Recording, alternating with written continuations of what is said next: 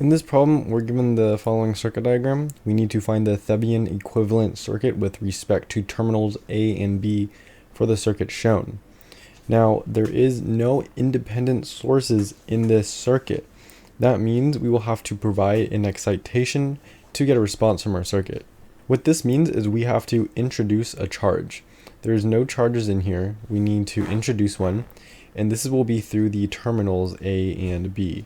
So we are basically having a charge between them. It's going this way. You can kind of see because this charge is representative of this I of x, it's going to be going like this. So we are going to call this 1 amp. And this voltage here is plus minus, and it's V of AB, or V of TH, which is what we want to find. Remember, this charge does not exist. It was not given to us. We are using it as a test charge to try to find the voltage and resistance. However, it's important to note that since there are no independent sources in this circuit, our actual voltage will be 0.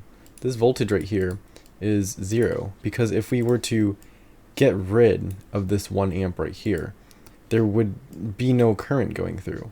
Sure, we have this I of x right here. However, it's based off of this current that we put into our circuit. So without this current that we provide, the voltage is 0. So we already have the first part. Voltage is equal to 0. Now we can solve for resistance. The way that our circuit diagram is drawn out, we can't just add the resistors. So we're going to use the node voltage method. This is linked in the notes in the description. 4.3, and when we look at this, we are going to have two nodes. This is our node 1 and this is our node 2. We know that we first have a V1 minus our V source. So we're going to write that here. V1 minus, and our only possible voltage source is this 13I of x. So we're going to have V1 minus our 13I of x. However, we can see that our voltage is going into the positive and out of the negative, meaning that is going into our node. So this negative 13 or this minus 13 is going to be a negative 13. So it's a positive once we combine these two together. And this is all happening over the 10 ohm resistor. To this, we are going to add the voltage, whatever voltage is coming over from this 100 ohm resistor. Now we know that we're really looking at voltage over resistance. And we know that our voltage is this part right here. It's going to be following that. So it's going this way. That way it could go like this. And so it's actually going away from our node. And if it's going away from our node, out of our node, it's a positive. We have a plus V1 over 100. And then we are going to have a minus, and then this last part, which is just V1 minus V2. And this is all happening over the 20 ohm resistor set equal to 0. Now we can combine like terms. This should be a positive here. I made a mistake right there. So this is our equation right here that we are going to get. Now we have two unknowns, or we have two more unknowns other than our V1. We have a V2 and a Ix that we need to find. So we need a formula for our second node. This is going to start off with V2 minus our V1, and this is all happening over the 20 ohm resistor. Also, I'm omitting units for this just for simplicity, because this is already a pretty complex problem. But units are pretty important if you want to include them. But since we know it's resistance, it's going to end in ohms. We have V2 minus V1 over 20 plus, now we know our V2 part. So we kind of dealt with this part. And lastly, we have this part. However, we can see that our current is actually going this way. So we're going to have a minus 1 amp, and that's equal to 0. It's going this way because the current that we pushed in, that we excited our circuit with, is going in that direction. From this, we are going to combine like terms, and this is the answer we are going to get. To keep it consistent with our first equation, we are going to add a I of x, but it's going to be 0 times I of x. So this is our second equation. Now we need our last equation, which is the equation for I of x. We know that I of x is really equal to V2 over the resistance at V2, which is 50. If we multiply the 50 out, we're going to get a 50 times 5x, and then we can move the V2 over to the other side to make an equation. We get a minus V2 is equal to 0. To keep this consistent with previous problems, I'm going to move this minus V2 over here, Then I'll make this a plus 50 I of x. I'm just going to add in here a 0 times v1. That way, again, we can keep it consistent for when we plug it into a matrix.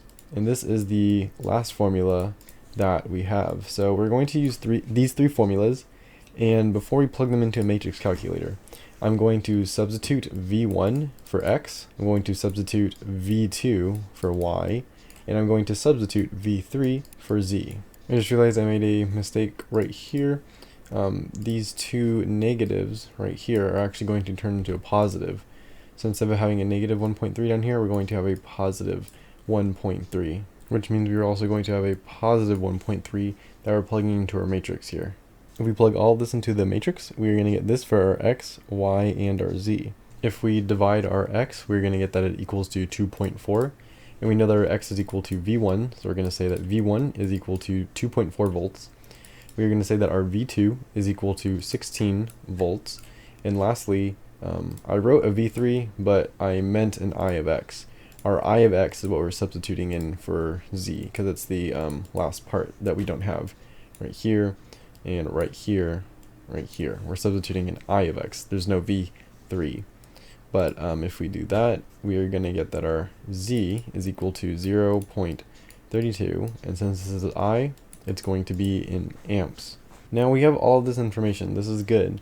However, we don't really care about the current. We don't really need the current flowing through here, again, because it's only happening if we put in 1 amp right here. So I brought back the matrix calculator just to show that if we take away this 1 amp in our second part, if we put in 0 in here, click go, we're going to see that everything equals to 0.